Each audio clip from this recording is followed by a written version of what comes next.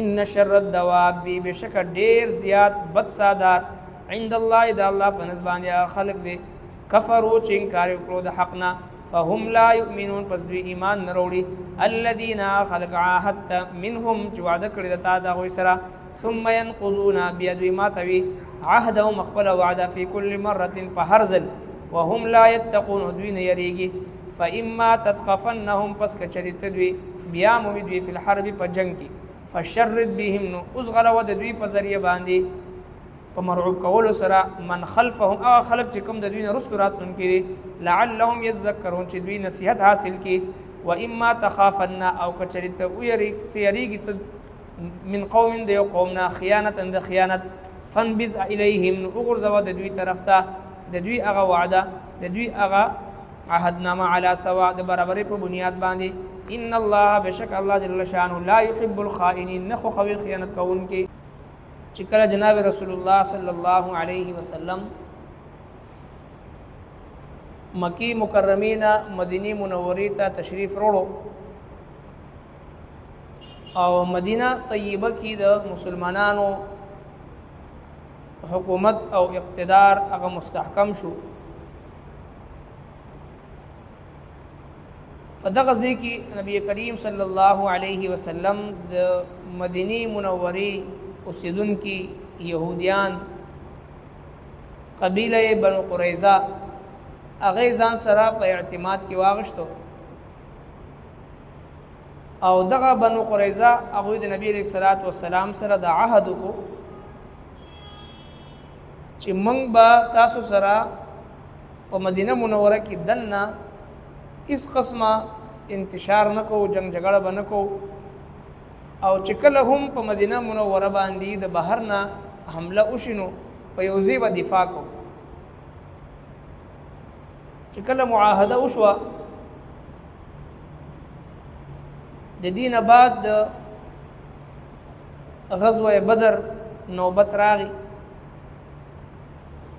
نو دی قبیله بنو نذیر قبیله بنو قریظه دوی پټ پټ باندې د مکی مشرکانو سره لار جوړ کړه او پټ پټ په مختلفو طریقو سره د هغوی حمایت یو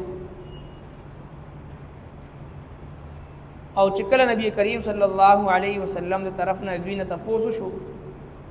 نو دوی د هغې دپاره مختلف هیلې حوالې او بهانې جوړې او چې کله د دې نه بعد غزوه خندق مقراغي نو دغه قبیله بنو قریظه او د دوی سرداران دوی لاړل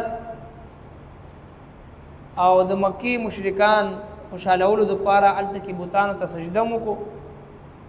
او ورته وی چې تاسو د مسلمانانو خلاف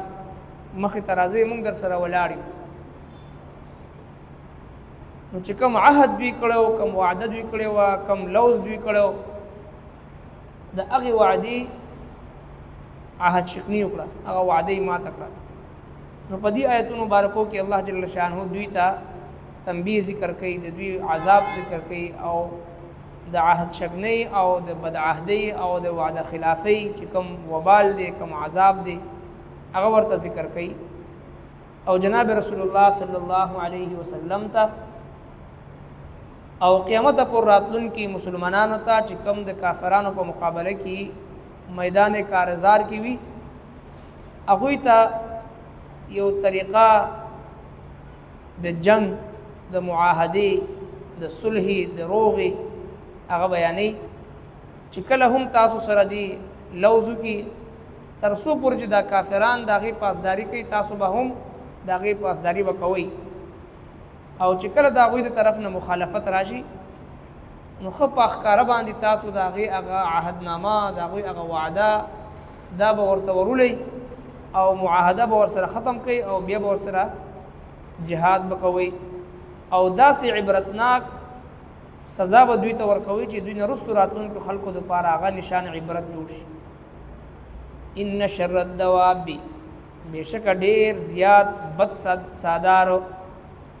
شر الدواب بدترین مخلوق بدترین ساده جاندار عند الله د الله په نزد باندې الذين خلق دې کفروا چې انکار یې وکړو د حق نه فهم لا یؤمنون پس دوی ایمان نروړي دا بدترین خلق دي الذين اغه خلق عاهدت منهم چې وعده کړی دا تا سره د دوی نه وعده کړی تا د دوی سره ثم ينقضون بيدوی ما توي عهدهم مخبل وعده في كل مره فهرزل وهم لا يتقون دوی پرهیز نه کوي تا سره وعده کوي او بیا ماتي فإما تثقفنهم پس کچری تبیا ممیدوی لرا فی الحرب پا جنگ کی فشرد بهم نو اس غروا د دوی په ذریعہ باندې مرعوب کول سرا من اغسو خلفهم چې رستو د دوی نوی لعلهم يذكرون چې دوی نصیحت حاصل کی فإما تثقفنهم فی الحرب فإما تثقفنهم چې کله تبیا ممیدوی لرا فی الحرب پا جنگ فشرد بهم نو اس غروا د دوی په ذریعہ باندې چې کله دغه يهوديان چې کوم تاسو سره په مدینه منوره کې دنه معاهده کړی ده او بیا تاسو کوم مشرکان سره جنگيږي او دوی تاسو مخې ته راشي نو فشرد بهم من خلفهم دوی داس سزا ورکي او داس اوس غلوي چې د دوی نه د دوی په ذریعہ باندې د دوی نه رستو چې کوم مشرکین دغه هم ويروي لعلهم يذكرون چې دوی نصيحت حاصل کی داس سزا دوی ته ورکي چې عبرت حاصل کی واما تخافن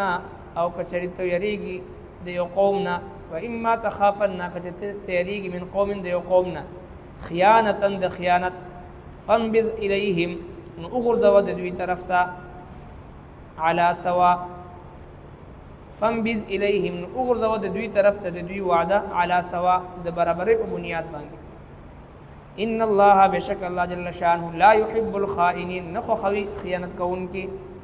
چې کله د قوم په باره کې تاسو د دې خبر نه ویریږئ چې دوی تاسو سره خیانت کوي